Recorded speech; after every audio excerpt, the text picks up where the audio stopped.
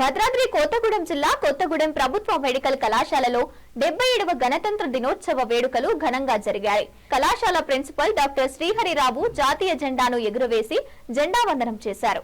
గణతంత్ర దినోత్సవ విశిష్టతను విద్యార్థులకు తెలియజేశారు.